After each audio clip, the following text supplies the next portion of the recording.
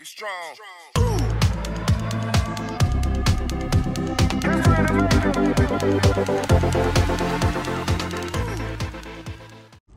اقول لكم ازاي تعملوا احلى سمك سنجاري في البيت، احلى من المطاعم بكتير وبتتبيله خطيره جدا. متاكده ان هي تعجبكم وعلى ضمانتي لازم تجربوها، طعمها تحفه جدا يا جماعه. ولو بيعجبكم وصفاتي ما تنسوش تعملوا لي لايك وشير كتير جدا عشان يوصل لاكبر عدد ممكن.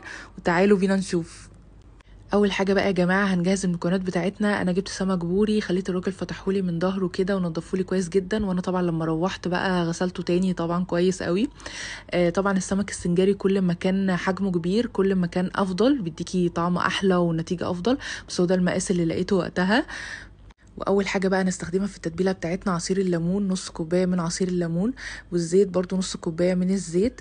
وجبت كده بصل قطعته جوليان بالشكل ده، وجزر مبشور، وطماطم كده قطعتها مكعبات صغيره بالشكل ده، وفلفل رومي قطعته شرايح او مكعبات صغيره، وطماطميه كامله وبصلايه كامله وخمس ست فصوص توم، وربع كوبايه من الخل، واربع معالق كبار من المستردة، وفلفل حامي طبعا ده اختياري لو مش حابين تستخدموه عادي. البهارات بقى بتاعتنا استخدمت 4 معالق صغيرين من الملح، 3 معالق صغيرين من الكمون، 3 معالق صغيرين من بهارات السمك، 3 معالق صغيرين كزبره ناشفه، ومعلقه صغيره من الشطه ده برضو اختياري. الناس اللي ما بتحبش الحاجه سبايسي ممكن ما تضيفهاش عادي. ومقدار التتبيله دي تكفي من 5 ل6 سمكات. وبعد كده بقى هجيب السمك كده واعمل له قوارب، هجيب حته فويل واحط عليها دهنه زيت كده، وبعد كده هجيب عليها ورقه زبده. علشان ورقه الزبده تثبت لازم تحطي شويه زيت كده. وبعد كده هنحط بقى السمكه ونبدا بقى ايه يعني ايه نقفلها كده من حوالين السمكه، بحيث ان انا اخد شكل السمكه كده، شكل الفويل ياخد شكل السمكه زي ما انتم شايفين كده.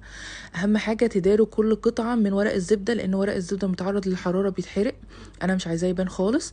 زي ما انتم شايفين كده عملته على شكل السمكه، شكله تحفه جدا، وما بيخليش كمان الصينيه بتاعتك تتوسخ خالص، وبتشيلي كده السمكه تقدميها زي ما هي وشكلها شيك قوي على السفره. بعد كده بقى هجهز التتبيله الخطيره بتاعتي، هحط كده البصل هقطعه كده شرايح، والطماطم برضو، والثوم والمستردة والخل، وهنحط الزيت والليمون والبهارات بتاعتنا. مش قادره اوصف لكم يا جماعه، التتبيله دي هتغير لكم فكرتكم عن السمك السنجاري في البيت، اكنك بتاكليه في افخم المطاعم.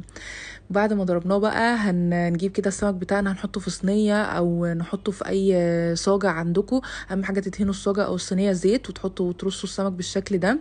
وبعد كده بقى نبدا نتبله كده بالتتبيله بتاعتنا الخطيره.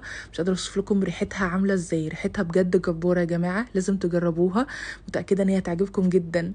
بعد كده بقى هعمل الخلطة بتاعت السمك، وهي البصل الجوليان والفلفل والجزر والفلفل الرومي والطماطم المتقطعة مكعبات صغيرة، واحط كده معلقتين من التتبيلة اللي احنا عملناها، وابدا اقلب كل المكونات كده مع بعض.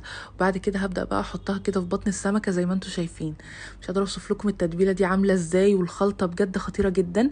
وبعد كده بقى هندخلها على فرن ساخن مسبقا على الرف الاخير من تلت لنص ساعه على درجه حراره 200، وهيكون السمك استوى معاكي كويس جدا. ومش قادره اوصف لكم يا جماعه حلو قد ايه، انا متاكده ان هو هيعجبكم ومش هتاكلوه تاني من بره. بجد السمك السنجاري في البيت طعمه احلى بكتير من بره، صدقوني. جربوا بس التتبيله دي، وانا متاكده ان انتوا هتنبهروا بيها وهتدمنوها كمان. وعايزه بقى عشاق السمك يكتبوا لي في الكومنتات تحت ايه احلى نوع سمك بيحبوه، وايه الطريقه اللي بيفضلوها ليه. وما تنسوش تعملوا لي لايك وشير واشتراك للقناه، وبالهنا والشفا على قلبكم.